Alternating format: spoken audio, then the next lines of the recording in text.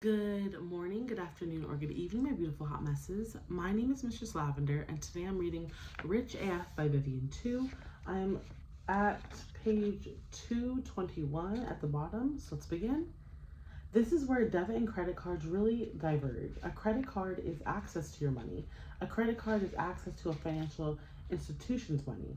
With a credit card, you're basically spending the bank's money, page 222, for a month. And then a month later, they'll say, hey, we lent you this money a month ago, so pay up. And you replenish their coffers with your credit card payments. Now, if your debit card gets stolen, that thief is stealing your money, and you're effed. The bank is going to say, not my problem, your problem. Think about it. If it's your money that gets stolen, your bank is not incentivized to help you get it back. Of course, they'll freeze the card, but other than that, they're like, oh, sorry, that really sucks for you. They're like a friend patiently listening to your story about a terrible Tinder date. There's nothing they can do to fix it, and they're really just replying to be polite. But if your credit card gets stolen and spent on, that person is spending the bank's money. And when a thief is spending the bank's money, the bank is very incentivized to get that money back. They will call merchants. They will scan security cameras. They will figure out who is using that card and go full Liam Neeson to track them down. They'll also close the card right away and make sure that those charges are taken off. Because since you reported it right away, they know it isn't you and you're not liable to pay up. Similarly, if you buy something with a credit card and it never shows up, you can issue a chargeback, get a refund, and make your bank argue with the merchant about why it never arrived. Debit card, you're just going to eat the loss. So, not using your debit card for everything is just thinking about where incentives lie.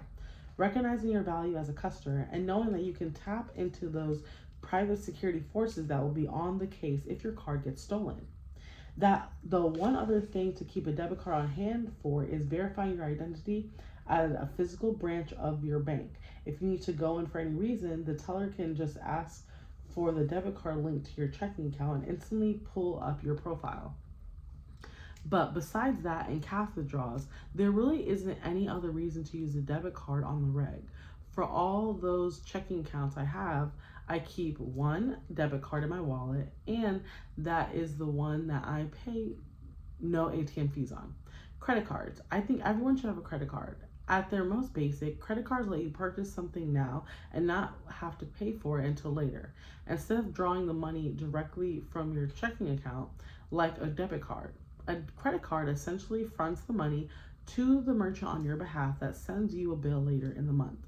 So that's pretty convenient to start, right? But there's so much more to credit cards than just an IOU. Credit cards offer fraud protection. They'll make you whole if someone steals your Visa and goes on a shopping spree at Walmart. They'll let you earn you perks, girl, what am I saying? They'll let you earn you perks like traveling points and cashback. So you can get frees.com for zero extra effort. They help you build your credit score so you can qualify for better terms on things like mortgages and auto loans down the road. Basically, they take something you're doing anyways, spending money, and give you something extra in return. Which basically makes credit cards the greatest thing ever. If you understand how they work, see. Credit card companies aren't fronting you cash out of the goodness of their hearts. They want to make money, and they have three ways of doing it. One, they might charge an annual fee for the privilege of holding that card, usually if it's one with a lot of perks. Two, they make money off of charging merchants interchange fees whenever you swipe your card. The store is paying a 1.5 to 3.5% fee to process the credit card payment, which goes right back to the CC company. And three, they make money from people carrying a balance. Remember my broke little rich boy date and his 5-figure credit card debt? People like him represent a major source of revenue for these companies. They use a credit card to buy stuff they can't pay back by the bill due date. Instead, they just make a minimum payment each month, whatever the credit card asks for to keep the card open, usually far less from the total balance. Whatever's left over after the drop in the bucket payment rolls in next month with interest. sometimes hella interest. And when you focus on just that minimum payment, it's easy not to realize how much the APR, the annual percentage rate, which is how the credit card, which how girl, what am I doing? Which is how the card company will determine how much to lump onto your total every statement period, is jacking up your total debt month after month. This means my rich broke date and people like him are not only still on the hook for the initial shopping charges, they're paying for what they bought and for the fact they didn't pay it off right away, aka interest. Good news for credit card companies, bad news for Prince Charming and his Rolex. The thing is, though, that situation is completely avoidable. If you know the rules your credit card has, you can not only play safely within them, but beat those suckers at their own game. Because you know who credit card companies don't make money off of? Rich people. Rich people know how to use credit cards so that they not only avoid getting dinged with interest charges, but they can actually profit. They know if they play their cards right, LOL, they can get much more value in rewards in forms of cashback, luxury perks like hotel status and airport lounges, and other freebies, even if they're paying a 3 or 4-figure annual fee. All they have to do is simply use their credit card regularly and pay it off every balance period. Why am I messing up so much? That's it. They aren't shook by cards by massively high APRs because they know that when you pay the bill in full, the interest rate has literally zero effect on you.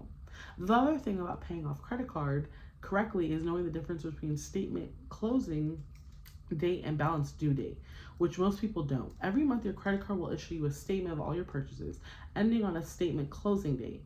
The balance due date for payment due date usually falls between 21 or 25 days after that statement closing date. So if your statement closing is May 21st, your balance due date would be around June 18th. That means in order to avoid getting charged interest, all your purchases must go through before April 22 to May 21st, must be paid off by June 18th. Girl, so I'm gonna stop. I'm on page 225. I didn't read that much. I'm like messing up so much, but the point is to read every day. It doesn't matter if you mess up or not. You know what I'm saying? Actually, let me finish off this page. Hold on. So that's why credit cards are the best thing ever. Learn the rules, don't break them, and you can make the money you're already spending work for you. Whatever expenses you put on your credit card should have $1 in your checking account already assigned to cover it. And then the credit card statement should be paid off in time. That's how you hit the sweet spot between earning rewards and avoiding interest payments. And score stuff like resort stays, travel insurance, and first class tickets to St. Tropez along the way. Now I'm gonna stop. So I'm on page 226. I'm gonna start at finding the best credit card for you. Again, my name is Mistress Lavender, and I'm reading Rich AF by Vivian 2. Don't mind me, I took off the cover. I don't know why it was falling. But yeah, I'm happy we're reading every day, you know what I'm saying? And comment below if you're reading a book too, or you're reading the same book I am. And yeah, have a great day, stay blessed, and read something. It's really fun to learn words. Even if you mess up, honestly, reading aloud is way different than reading in your head. But reading it out loud, for me, it just lets me know what words I know, what words I don't know. And I can't wait to look back at these in the future and be like, how did I butcher this word? So yeah, bye. I'll see you next video. And put your post notifications on immediately. Okay? Thank you.